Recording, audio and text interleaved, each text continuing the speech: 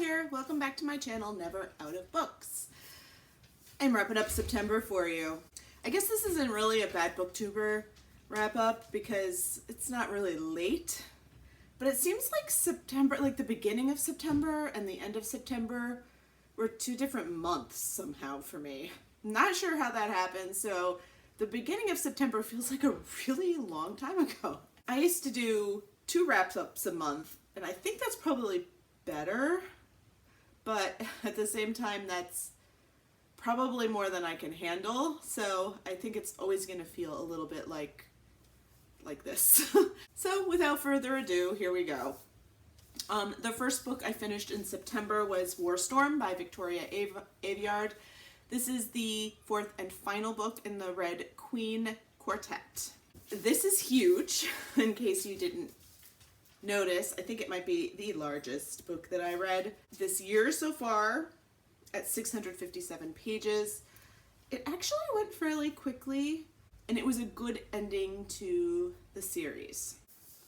Other than that, I can't really remember. There's nothing that really stands out. I just remember feeling a great sense of completion and happiness. So I'm assuming it's all kind of okay. And my daughter loved them. So that is good because my daughter doesn't like much. I also read Long Paw of the Law by Diane Kelly. This is book, crap, I can never remember what book this is, but 6, 7 in this lighthearted mystery series. It's about Meg, who is a police officer, and she really wants to make detective. She has some great mentors that, let her do a lot more work probably than she should. Her boyfriend Seth is a firefighter and a part of the bomb squad in this little town. And we have her dog Bridget, who is her canine companion. This one was kind of cool, although it did take on the familiar territory of cults. In this case, a baby is left at the fire station, and which is a lawful thing to do. It's an infant. They gave the baby up. We can't take care of this baby. And on the blanket the baby is wrapped in, there's stitching that says help. And so she tries to and it brings them into a, whole thing with the cult and whether this baby was voluntarily given up by its actual parents and things like that. So I know it sounds very serious, and it is a serious topic, but these are very tongue-in-cheek, more like a cozy mystery. And I really do enjoy the series. The first couple were a bit rough, but as it's going on, I'm really enjoying it. And there are little chapters from Bridget, who is very key in solving these crimes and solving things, especially with her wonderful dog nose. She is, a little bit smarter than most dogs, but, whatever. It's a book, and I'll give it to her. I read The Little Flower Shop by the Sea by Ally McNamara. I love British covers. They're just so adorable. So this is about Poppy. This book was very interesting. She inherits her grandmother's flower shop and in this little town by the sea here. And her whole family is in flowers. Like, they have a whole massive flower shop thing. They're in other countries, everywhere.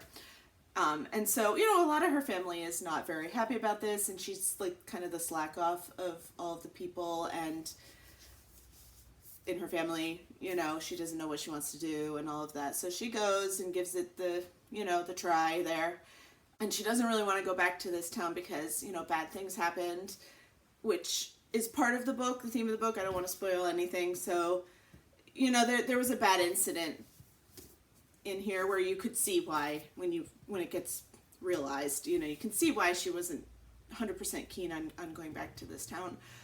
There is a romance, of course. It is a chick-lit sort of book, but it's very interesting because there's a little bit of it's a little bit magical in a way.